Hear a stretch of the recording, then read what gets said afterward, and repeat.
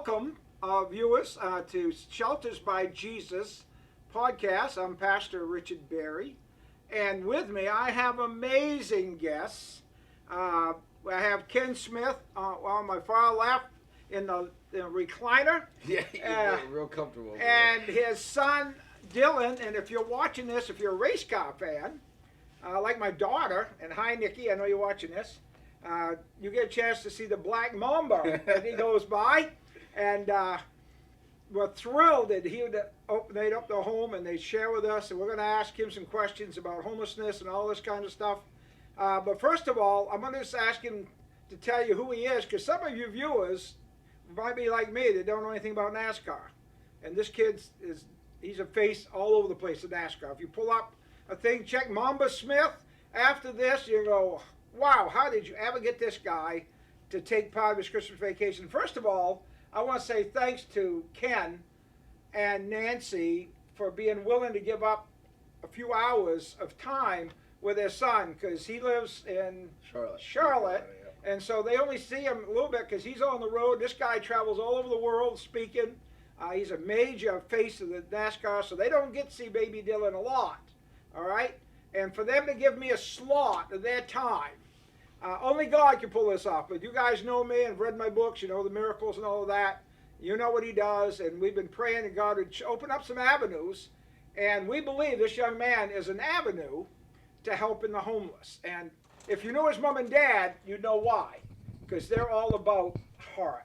So, Dylan, do you want to be called Mamba or Dylan? You can call me whatever you want. Just don't call me late for dinner. All right, okay? Hey, baby, we don't go late for dinner. You look at me and your dad. You think we go late for dinner? I know we don't think so. Let me explain something to you. Dylan goes by Dylan with mom and dad. Okay. And a lot of people in Randolph know him as Dylan. But where he works and in the NASCAR world and the media world, his name is Mamba. Okay. Pretty fair. That pretty fair? Yeah. So, Dylan Mamba Smith, yeah, whoever you are, young man, we know you're getting to be a big face in NASCAR, and I am touched that you do this. Would you just share a little bit about your story, about how you wound up where you are, and whatever? I don't know how to begin this, because this is a little different. I haven't had somebody like you on my podcast. Oh, I don't know. I'm just another guy. I mean, we're sitting here in Randolph, Vermont, so this is where I grew up. Okay. This was his man cave. This was my man cave.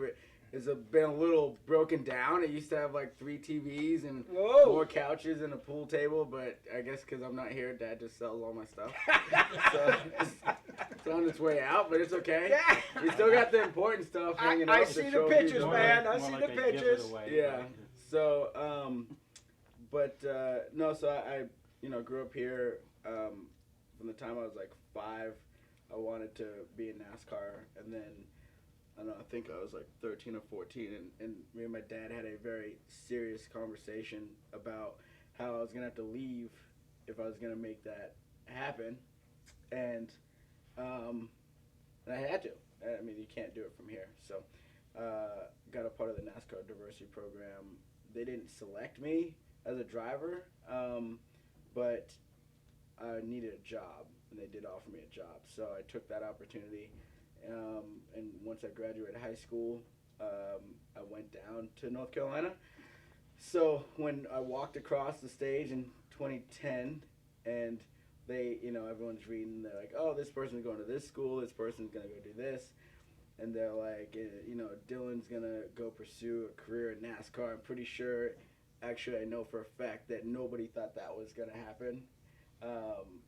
And so it was great, because that was part of the fuel. So now I guess we're in year almost 13, and it's worked out all right, you know? Now you're in NASCAR. Yeah, so now I race some still. I think my schedule for 2023 will be actually a little bit more than it has been. I've been racing like once a season, and but luckily every time we race, we've found new partners and shown more value, and so more people want to be involved. But my main job is I'm the chief hype officer for NASCAR. Okay, so what is a chief hype officer? Now my nephew looked you up, and he says he is the chief hype officer. And I go, what the heck is a cheap hype officer? Yeah, well, I'm not gonna say I didn't make it up because I definitely made it up. Oh, okay. But it's official, like it is in my contract. Okay. So, and kids listening, listen. The title for your LinkedIn, you get a C and an O, and you put whatever letter in between. People look at that, they're like, oh, he's important for something. I don't know what that means. I love But it. he's important, so like it might open some doors. You never know. I gotta remember that. Yeah, remember.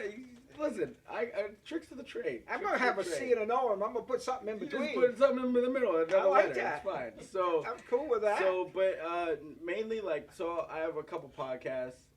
One called Mark Mamba and the Mayor. So it's me, Mark Martin, Jeff Burton. We talk racing. We have a recap show called Backseat Driver. So I'm like the Stephen A. Smith, and then we have guests, and my host is Alex Weaver, and we work together every Monday morning during the race season, and then I'll do like driver intros. I'll do random hits for like Goodyear or anything like that, commercial hits. I was on USA Network's Race for the Championship Cool. as a pundit. They called it. I had to look up that word. Apparently that means You're a pundit. a pundit. Okay, I don't know what it means I either. didn't okay? know what I'm it just a meant. dumb hick from Skowhegan, man. Listen. So is that a? No, a pundit Yes? apparently is a specialist in Oh. a field. Oh, So I took that. And I'm like, well, that sounds pretty good. I'm gonna add that to my LinkedIn. now too. you're a pundit. So my LinkedIn now says pundit on it because that word sounds pretty good, pretty Hey, official. I like that. So I just do a bunch of on-camera stuff, and then I work for Dodge. I work for Ferrari, doing different things with them too. So it's been. You were on Race Hub twice. I was on Race Hub a couple times. What's Race Hub? NASCAR? So NASCAR Race Hub is like Fox Sports 1's weekly, actually daily NASCAR show where you get all your NASCAR news. And so I've had a couple spots on there. So it's been fun. Now, do you ever have guests on any of these shows? We just started doing guests for Mark Mamba and the Mayor, and then for Backseat Driver, it's like another analyst. So like, and we're giving opinions. Okay. And it's like a hot take show. All right. So they gotta bring some good stuff. Well, Kyle Petty does probably half of the backseat drivers with Dylan, and another analyst. What's his name? Well, yeah, it just depends if it's Steve Letarte. Yeah, Letarte does a bunch too. And Steve Letarte he was a crew chief for Dale Jr. He's from Maine, actually. Jeff Oh, Gordon. really? Yeah. Jeff Gordon. Okay. So he's involved with, Petty is a pretty big name in NASCAR. I even know that, and I'm not you even a know NASCAR that, guy. so- So Yeah. I can throw some names around. I heard my son-in-law mention him once or twice because he's a NASCAR fan. Yeah. And now I can throw the Black Mamba around. See, so I got something I can toss now, Ken. Yeah. You're not the only one who can brag. All right, that's cool, man. Yeah, no, it's fun. It's been fun. It's been a good journey, and next year we're leveling up. So it'll be good. Awesome. Now I do have a question to ask you, and if you're not comfortable answering it, that's okay. But I just got to ask you this. I watched the NFL is doing something that in Boston. They're doing some big stuff for the homeless. Mm-hmm. They're involved in that. I don't know about the NBA and so forth. But is NASCAR, do they do anything, would they consider doing anything to support homelessness? The NASCAR organization. Yeah, I mean, obviously, I'm not a decision maker, but we as an industry take a lot of pride in community. Okay. And we support our community. We do, like, each driver has their own foundation and charity, and a lot of them have to do with like kids and Toys for Tots Awesome. and things like that. Awesome. So like, as a grant, and NASCAR has this new huge initiative with the Boys and Girls Club of America, which I'm a part of with them, and we go into these different clubs, teach kids about maybe this job isn't sexy, it's not playing basketball, Right. but it's a viable thing that you can do for a very long time and have a very good career at it. So just getting kids thinking about other things. Okay. We do a lot. So absolutely, there's it's just a conversation away usually for stuff like that to go through. Cool. Well, if you ever need a guest speaker about homelessness, There's a dumb hick that lives in Skowhegan, I know Maine. exactly where to go. You know where to find him? Yeah. Yeah, it looks something like your father. I just don't have the beard, man. Yes, I mean, I got to throw that in there. You know, I have to do that. That's my job. You know, the guy, my buddies are here all blushing. I'm thinking, I cannot believe he just did that. But Ken, we call that a selfish plug. Selfish plug. But I didn't. so you are okay? So that's cool. Yeah, no, it's totally cool. That's cool. You gotta plug You what got you to do. throw your name in there, man. I plug myself all the time. Hey, if I had a hat on, I'd throw it right in the arena right now. Go, man, if hey, you share this with some of your buddies. If they go, I want that crazy man, we're there. So, anyway, So we talked. You're looking for an advocate. Okay, Somebody to advocate on your behalf. that's a good word. Into NASCAR for the sheltered or homeless Yeah. community. Okay, that's a good word. Advocate. So I need now an you got advocate. another title. Okay, can I put that between the C and the O?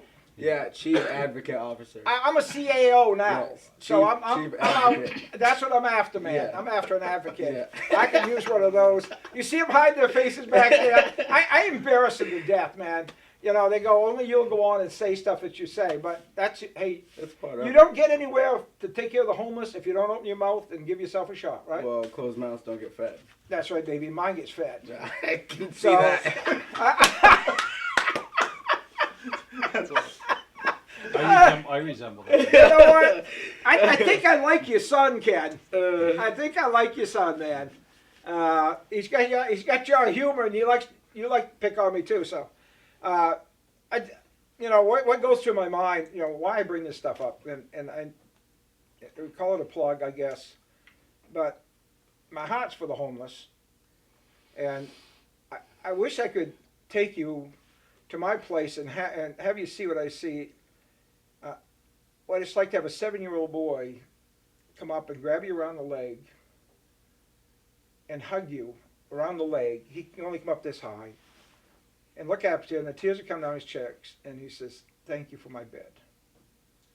I've been living in a car with my dad and my mom." I can't tell you what that feels like. I can't. I do the best I can to express that. I talked to you about the family of 7. Mhm. Living in all they had was a car, and then into a tent in Maine. Now you're in Charlotte, all right. Now if you're in a tent in Charlotte, I mean, well, you're from Vermont, Right. So it isn't like I'm not talking to somebody who's never been to cold. Right. All right. So if you used to, what would you think of, say, you and your dad and mom, all of a sudden you got homeless? All right. No, that ain't gonna happen. But Right.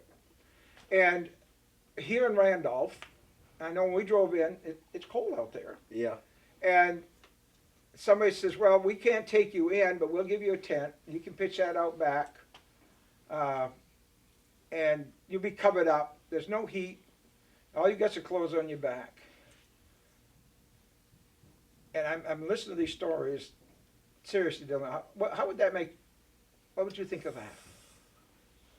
Man, I don't think I would be able to handle that very well. I like an honest man. Because that's real struggle. That's real. That's not like, oh, I had a bad day at work. It's not like, oh, me and my friend got in an argument. Me and a girlfriend broke up. Like, no, that's real life. Yes, sir. And Thank you. Like Charlotte, it gets cold in Charlotte, but it's not cold for very long, and it's not cold all day. Like even in our winter, like we'll be mid 40s.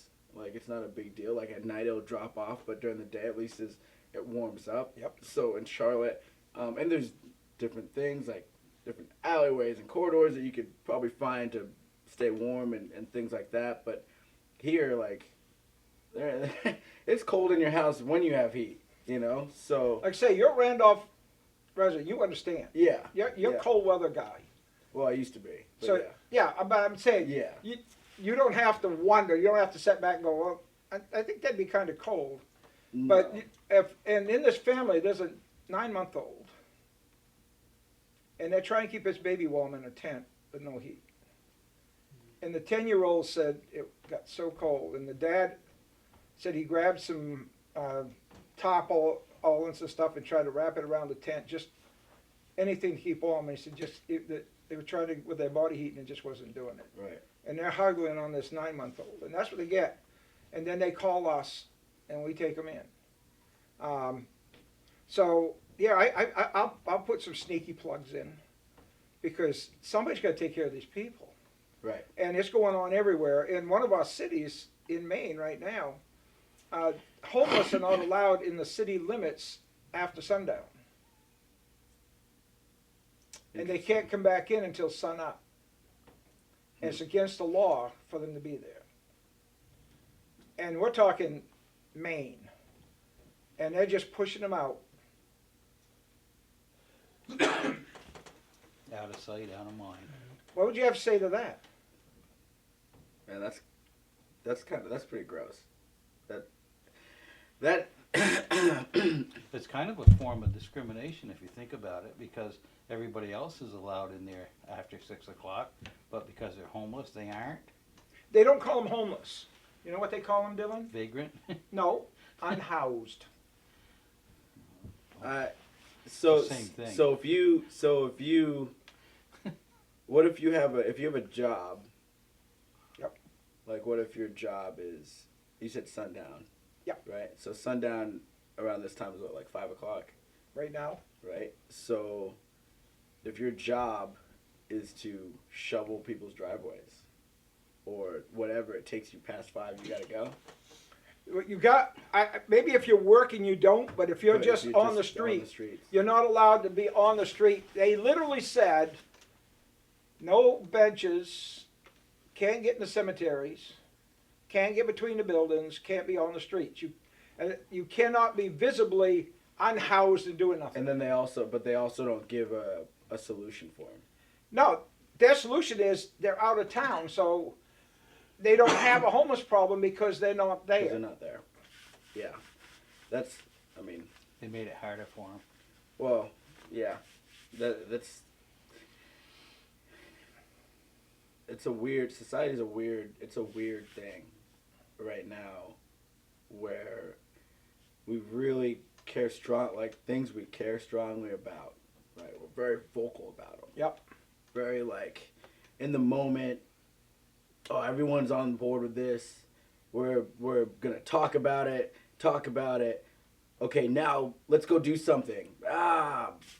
But I just wanted to talk a lot about it. I didn't really want to have to go do anything about it. You're 100% right. I'm going to say something on here, and it's going to go out, and there's going to be some people going to get really ticked, but I talk about it, I don't care. I'm embarrassed, for the most part, of our churches in America. Because As am I.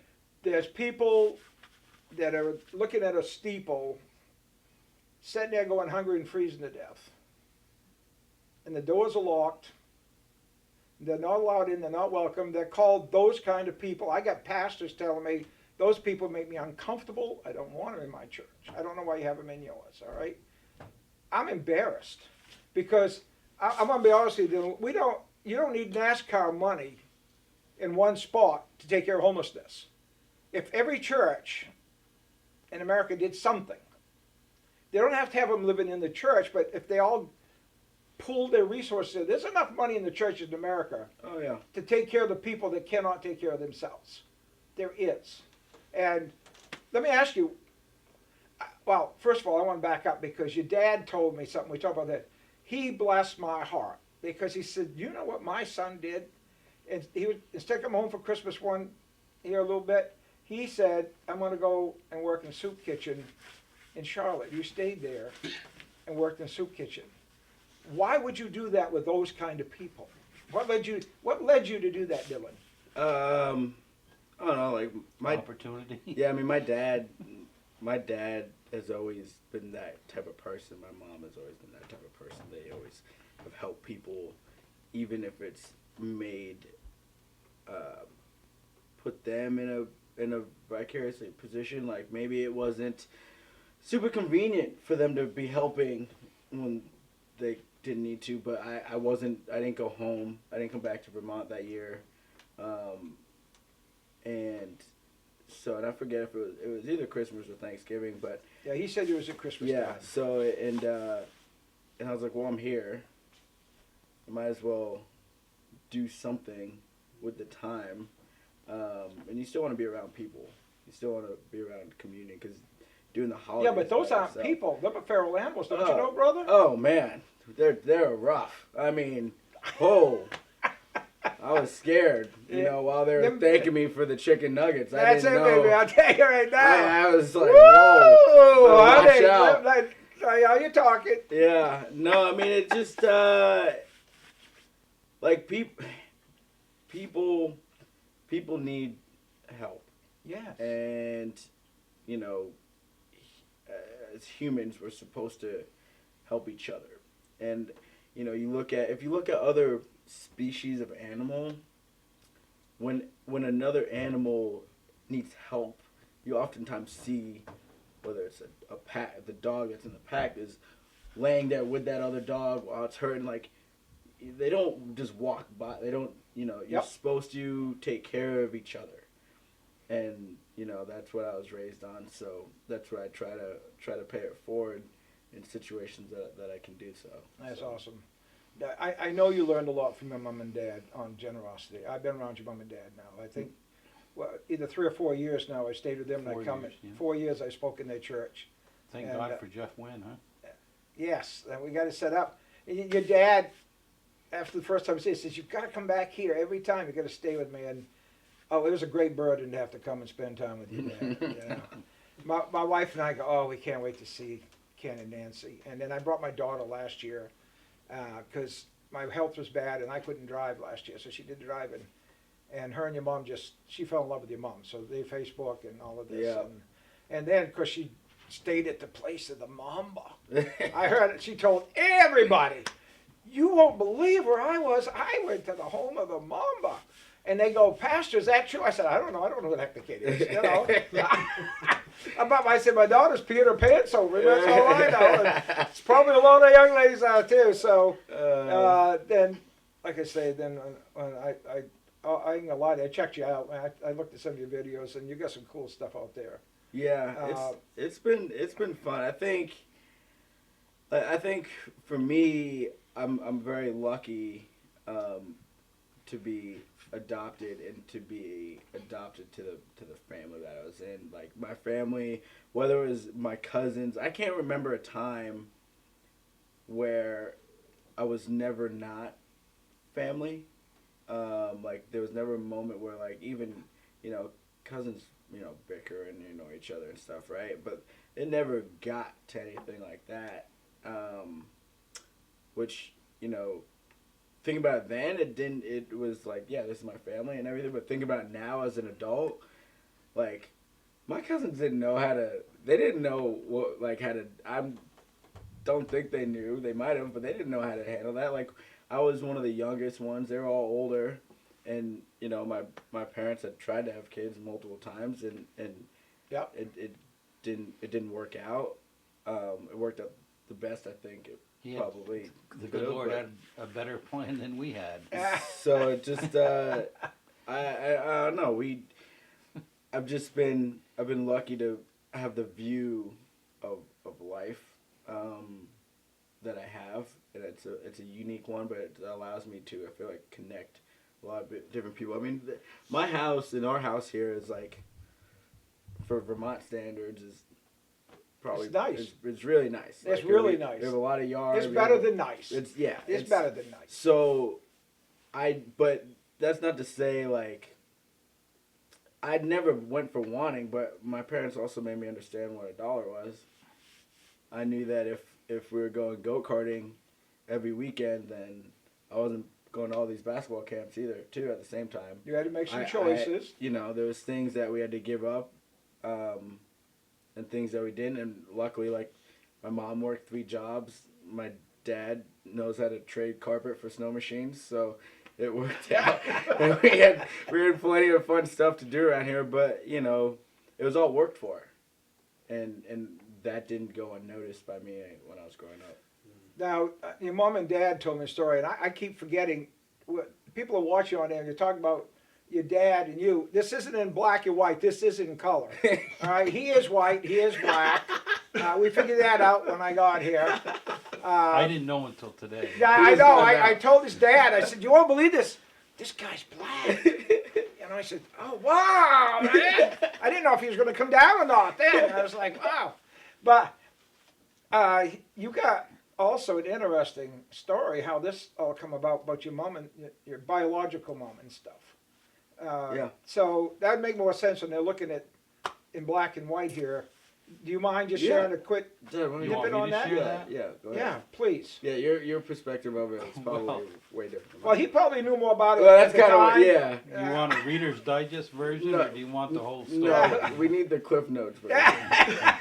'Cause This boy's done podcasts before. He understands. Yeah, he likes to tell some stories, so we're gonna cut this down from an hour to maybe like 5 minutes. Well, the Cliff Notes is that we tried for 13 years to have children, and through we're gonna have 9 babies, well, actually 10, including Dylan, when we get to heaven. Okay. Because my wife and I really were very diligent about trying to have children, and it wasn't meant to be. And on the last time we tried, we went through an in vitro process. My wife got pregnant with twins, ended up in her second ectopic. Mm. And an ectopic pregnancy can kill you. And my wife was in denial because she wanted so bad to have children. And we went from the emergency surgery down to Dartmouth into a van to Boston Airport to Aruba to convalesce. Came home, and at the dinner table, we just said, "Lord, we understand no." Mm. Yep. And so if you want us to have a child, I'll get teared up, but It's all right. I get Then- teared up too, so go then ahead. you'll give us one, and we won't pursue anymore. We understand.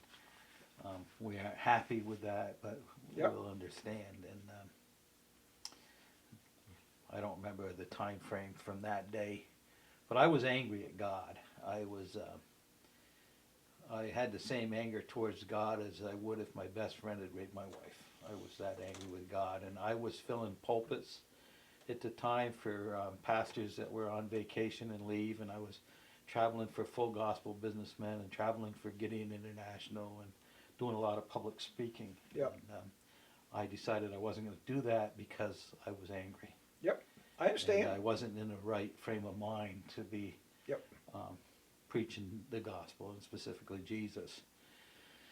So I think it was probably 5 or 6 months later, he had a phone call from a pastor in Northfield that wanted me to fill the pulpit. And I said, I'm not in a good frame of mind to do that. And he says, well, that's not the real reason I called. We know this little girl. She's staying with Pastor Collins and Barry, and she's going to have a baby. Are you interested? And you were. And I said, well, Obviously. I'm interested, but I'm not going to say anything to my wife because I don't want to put her through this again. Sure. If something doesn't go Understandable. well. And 13 days later, he was born and relinquished at birth. And there's a backstory on that too, where every time that these people, Dylan's mom, her sister, and her mother were staying with Pastor Collins and Barry, then that's another backstory that's a miracle in itself. But every time they went to prayer, our name came up. Now You think that's a God? that's a divine appointment. Yes, it is, my friend. It And is. there's no coincidences. It's a divine intervention. Yep. And so he was relinquished at birth 13 days after that. So phone you call. guys have had him since he took his first breath. And but I the- was the first and there's a person quick to touch him. quickly there's a story because you share it about your biological mom. Mm-hmm. Do you mind just giving a quick blip of that? Yeah. So she was 14 when she was raped, and then 13. 13. Yeah. No. She was 14 when you were born. When I was 13 born. when- Yeah. Yeah. Okay. So, and which honestly, it's that part by itself. Well, let me finish. So I was born, and I always got cards, Christmas, birthdays, their birthdays, check-ins, and growing up, like, I didn't know. Like, I knew that was my family. I knew I was adopted. I knew I was adopted. Well, you looked in the mirror and said, I was like, adopted. huh. Yeah. You're adopted. Yeah, I think so. So, you know, I knew, like, and we had conversation about my entire life. Positive reinforcement about it all his life. Yeah, it was always, it was standard. It was, you know, but I think what I didn't know is that the relationship was open on purpose. Like, I didn't know that part. Yeah. And I didn't know that until I went on vacation with my biological family. We went on a cruise, on a 5-day cruise together in 2019. It was probably one of the best things I ever did, because whenever we spent time together, it was always short. It was always like a few hours, because it was not like it was in passing, but they live in Florida. Excuse me, and we live up here, so it was, you know, they came up for my graduation, which was awesome, but like, again, there's always stuff going on around it. It was never just like a hangout session. Yeah. And so I got to I asked my mother just a bunch of questions. We were up one night until like 6 a.m. Wow. And just like going through like all this stuff that I've never asked, and because I always wanted to just enjoy the time spent. Sure. Like, I like to enjoy the time spent with people. Yeah. So, and you know, I don't go into all the details sometimes, but like in this, I was like, I need to know some things, because I was going through a bunch of stuff. I had just gone through a breakup, and like, she was supposed to be there and she wasn't. And my mother's boyfriend at the time, he was supposed to be there and he was. So we were kind of, and we're more like siblings, because she's so close in age, and my aunt is more like, so they're a bit like big sisters, and it's, so that's been a very different dynamic. And when other people that are adopted, or the people that are adopting, ask me about it, I'm like, look, no matter what, there's always going to be a time in that kid's life where they're going to be like, I don't know, I get where this piece comes from, and I get where this piece comes from. Like, I get this from my mom, I get this from my dad, that makes sense. But there's always going to be a third that they're not going to understand where it comes from. Yep. Until they either find that person and have that conversation. You got to have the connectivity. Right. And for everyone that's different. And so, you know, I'm lucky because I have that. My process has been probably the best of anyone that ever was adopted, and it's that whole process, especially with Hal, puts me in a very interesting place, because when we talk about like rape, and you talk about you know women and all that stuff, as a man, like, it's very difficult for us to have conversations in that arena, because it's not our arena. Right. Right. Well, I understand. Like, we're here to be supportive for women that go But you through wouldn't that. be the victim. Right. Exactly. Right. But then, you know, when it comes to things like topics like abortion, that part like kind of hits me a little bit differently. Well, of course. And so I've had to learn how to have those conversations with people in a very respectful way. And it's not when I have those conversations, I want to make sure that people hear me and hear what I'm saying, and don't feel like I'm talking at them. Yep. So I'm always like, listen, if that's what you want to go about doing, you know, it's your life. But I will open this up. There are other options. Here's another perspective. And you are the beneficiary And of not having an abortion. Right. Of a decision. Of a decision. The decision not to have an abortion. Of a 14, 13-year-old girl. That's incredible. So. And her mom. And the family, like the whole family, because I was going to be kept one way or another, but the fact that they decided that as a group. And so I'm like, look, like, I don't want you to think that I'm coming at you. It's weird, but if my mother at this age would have had an abortion, like, you wouldn't even know me. That's right.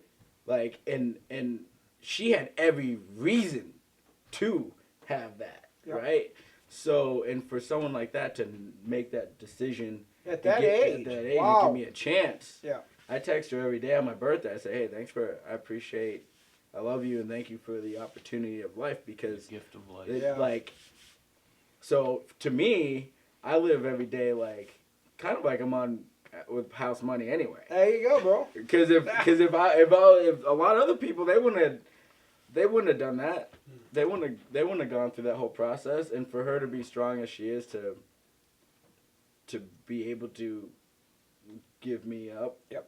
And then we have a very awesome dynamic. I think that's awesome, So, kid. um, You know, what's going through my mind is you're doing all of this, and I'm thinking at her age, and say we get young girls that are 18, they're pregnant, parents they don't want to have an abortion, and the parents, they've turned them loose, and we get them, Right. and they have babies here. You know, what would it have been like if it been the other way around, and she says, okay, I'm going to have it, but the mother says, I'm going to have to do with you, and she winds up with you on the street, Right. you know, Right. and that's going on. Right. You know, that scenario, praise God, that didn't happen in your scenario. Right. And praise God, you got a mom and dad that is a gift from God. Yeah. I mean, and I'm not saying that because they're here, because I tell everybody how great they are, you know. But we run into that at the shelter. We see these types of things when they come in. We've had babies, well, not born in the shelter, but, you know. But they go to the hospital and have the babies. We have women there with babies. And unlike other places, a lot of places will turn them out. Like, say you and your mom are there. Say she was 14. You and your mom are at a shelter. Most shelters, they put you and your mom, even around, they put you out days. Right. You go out. And we don't do that. We got a 24/7 shelter. And people say, how can you do that? We don't have a budget. But you know what our staff is made up of? Homeless people. Community. So they understand. And they work for room and board. Right. The only ones that aren't are me and my chief of staff. They're the only compensated at all. How many do we have, Seth? How many staff members do you have? You can say it. Don't have to put your fingers up. You can talk. 8. We have 8 staff members there. One of them is a 78-year-old woman that would have been staying in a car in a truck lot because she couldn't get in anywhere. Right. And she used to make quilts for our children in our shelter. For years, she became homeless. She's there now, and she's so happy because she says, I got a family here. These are family. Well, it wouldn't be that way if we kicked her out days. Right. You know what I'm saying? Right. We need more of this. So Yep. people like your biological mom, not these guys got plenty, but she needed help. Right. Praise God, a pastor or somebody helped her. But there's so many people out there that aren't getting that help. That's where my heart is. Yeah. I want to help them. People need the thing that they will never say that they actually need is they need structure. Yes. Certain people can live without structure and be very successful, right? My life is structured in a very specific way that I think most people could not do, because I make my own schedule and I make my own time and do a lot of things. Yeah, I'm on a schedule, but I'm not. So what am I doing with that open time? I love it. Like, how am I filling that? And I'm always trying to fill it with positive stuff. But people need a structure and a destination, and they need something to go after. Because if you just let someone go out and be like, all right, go, you have everything in the world that you could ever want. What are you gonna do? People win the lottery all the time. Yeah. And you never hear from them ever again, Well, a lot because of them commit suicide. they don't know how to handle. Don't know how to live. It's like success. Like, certain people also don't know how to handle success. Yep. And we see that all the time. So, nah, man, what you guys are doing, especially on the 24-hour level, I mean, giving people a community to build on their own. And we're adding something else. We're right now in the process of setting up for job skills. Yeah. And that 78-year-old woman wants to teach sewing, knitting, and crocheting to the young ones that are coming in. Yeah. and so they can have that and even have a job doing that. We got another guy. We got a licensed chef who's homeless. He's running our kitchen. He's going to run classes to teach them. Then gets Ron. Is it serve safe, safe serve? What is it? Serve safe. Serve safe. I asked him. Ronnie's with Hannaford, and he's with all of that. You don't know who I'm talking to, guys, but Ronnie is my assistant pastor, and he's over there all the way. And then behind the camera is my chief of staff. So I'm really not talking to the walls. There actually are other people that I'm asking questions to. You just don't see them on camera. And so he's teaching that. We have another person who's going to teach computer skills. Yeah. And we have another person who's going to teach maintenance, like carpentry, electricity, and so forth. So they got that going on. But while they're there, I love what you mentioned on structures. Fantastic. Yeah. All right. They all have chores. You get up, you got to do chores. All right. We have prayer meeting in the morning. We have a Bible study at night. If you're not working, you have to attend all those. You can't just wander all over town. Right. And we have curfews. Yep. You have to be in the buildings by 10, and you can't be out of the buildings unless it's 5, and unless you're working. Right. If you got a job, whatever that is, we support that. They'll give them meals to take and all that. What I want to do now, if you read my books, you're going to see in there we bought a piece of land with no money. That's a miracle story. And anyway, I got it. But I want to put a family shelter on there for people like your mom, your biological mom, and them. That's my goal for the future. Right now, they're living in my church. The families are. Yeah. We turn classrooms into In bedrooms. Yep. So they're in my sanctuary. We drop mattresses if we got nothing else. One when I had 4 or 5 families living in my sanctuary, just dropping mattresses. But we've been praying that we could put a homeless shelter for women and families on our lot. So why I asked you if NASCAR ever supports anybody, so I'm going to put a real plug in now. All right? Are you going to show this to anybody in NASCAR? Yeah, I'm gonna repost it. You are? Yeah. I'll repost All right, I'm talking to you now. NASCAR.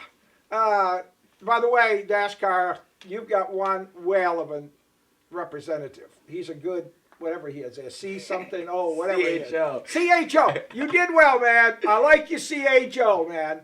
They call me the dumb hick from Skowhegan, so I got my own nomenclature. He's CHO. Mine is CD hick, CDHO. That's what I am. But anyway, having said that, if you as NASCAR would like to do like a one-day fundraiser or something, and you want to have a real impact on homelessness in America, you could help build a family shelter. And we don't just have them in Skowhegan, Maine. I've got calls from South Dakota. I get calls from Montana. We have people from Miami, Florida. from Florida, Connecticut, all over. And people would go, what's the requirement? You're homeless. And then I have people say, well, they're not residents. I said, of course they're not residents. They're not residents anywhere. You know, that was a dumb thing to say. All right? That is so dumb. But I hear that is, well, Kind you of know. like, are you adopted? Yeah. What's that? Yeah. Is your son adopted? Is your son? No, he looks just like me. Yeah. Well, I adopted my son from San Salvador. Okay. All right? And I wheel him around and go, Pastor Barry, your son looks just like you. They didn't know it. I go, yeah. Yeah, he's 5 foot tall, you know. He's Hispanic, Right, all right? And handsome brute, too. Handsome, just like me, you know. Looks just like me. Just like you look just like your dad. You know what I'm saying? So, but if NASCAR, seriously, if you guys wanted a project, if you put the word out, this could be a start, not just in Skowhegan, Maine. But what we're doing, you could start a fire throughout America, wherever you guys are going, and talk about it. These shelters could pop up. And we'll show you. Ours is run, as I said, by the homeless. One of the problems is people say we can't do this. We run out of federal funds. Well, what they're doing is they're trying to salary all the people working there. Yeah. That's why they kick them out days, because you can't salary 24/7. Right. If they're homeless, they come in homeless. They show an aptitude in that area, show that they want to do something. We make them on staff. They work for room and board. It don't cost you any more to have staff than it does residents, because they're just residents with privileges. Right. That's what it is. That's what separates us. They're shutting down in the state because they can't afford to run them. we're going on, and we're 100% faith-based. We're going on because we take people that come in with their problems, they fix their problems, they become staff, because then they move on eventually. But there is talent, unbelievable talent to go through our shelter. We've had carpenters, we've had IT guys, we've had electricians, we've had cooks. They're out there, they just need a chance to turn it around. And if you want to help something, man, if you got a burden for families, and think about this young man, think what him and his mom would have been if he didn't have a Ken and Nancy, and she didn't give him up and she hung on to him, she could be winding up needing a homeless shelter too. That's just a fact. It's a sad fact, but so many cases like Dylan's don't end up like Dylan's. He's got the God story. A lot of them have a godless story, and they're just left. And I'd invite anybody to come and visit us. If you go, well, I wouldn't invest in something I can't see, please come to Skowhegan, Maine and see it. We will give you a tour. You will meet these people. You will see what we're talking about. I've got 4 books out, and I'm going to give them to Dylan before he leaves. He can give you some. You can read about the miracles. You'll find out what we're doing. I'm telling you right now, this is the real deal. A couple of good shows on YouTube, too. And yes, you can go on YouTube. And so I guess we're winding up now, okay? So anyway, first of all, thanks for listening. And thank you, Dylan. Oh, yeah. You're such a great young man. I mean that, man. Your mom and dad, every time I come, I knew you before I saw you. Them guys, when they're taking a deep breath, they're talking about Dylan, all right? You are the topic of conversation. You've got the proudest parents in the world. They love you unbelievably, and I've heard all about you. So go to sheltersbyjesus.com. You will find all about us. You can read about us. My books are there. If you want them, you give us your name and your address. And I have 2 prices for my books. They're $10 or they're free. We want to put them in your hands and give you the miracles about the homelessness and what God has done. If you're a believer out there and you don't believe in miracles today, you read these books and you'll see the miracles. And you also, our podcasts are on there. And for $9 a month, you can get somebody off the street. And they'll tell you that. We have a accountant, tax guy that is head of our board, and he come up with that. He broke the figures down, the whole 9 yards. And if you're a corporation, we have a corporation deal, and our tax guy says you get some unbelievable tax breaks through this.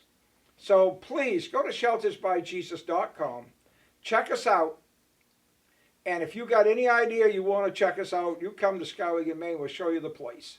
And you're pointing to something. What are you pointing to? Make sure you let Dylan give his plugs about where our viewers can see Dylan Smith. Oh yeah, I haven't got there yet. I'm still working on it. Wait a minute. He's still got it. He's still closing out. I'm you do podcasts, right? Yeah, you're good. You Well, keep closing it I'm out. working on it. And There's no Cliff Notes version. With that's right. And I want to make sure you guys are seeing this, and Dylan's going to show it on his.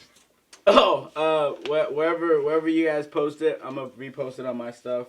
You can find me everywhere on Mamba Smith 34.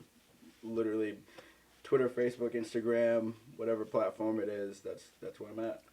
So I don't care if you know anything about race car and or not, because I don't. But you want to know about a young man and a tremendous life, and he's got a heart for the homeless too. Go check out Mamba Smith 34. You nailed it. Check it out. And that's good for me to remember it that far, man. I mean, today's my birthday. I turned 74. Happy birthday. Thank you. You're my present. My wife told me we're giving you Dylan Smith, Mamba, as your birthday present today. So you were a birthday present today. How's that? I don't know. I hope I didn't disappoint. Hey, bro. You didn't disappoint. Oh, great. Thank you for taking the time. No, anytime. Ken, Anytime. thank you for putting a word in and be my advocate to get your son, who's going to advocate to get me NASCAR. Actually, you know, it's interesting. You mentioned it, and what did I say to you? I said, well, I'll have to run that by Dylan because he's a man with a good mind and he makes his own decisions. Yes. I mentioned it to him, and he said, well, let's do it. And that's That was a how it good went. decision, Dylan. Mamba Hey. Smith, 34. We're out.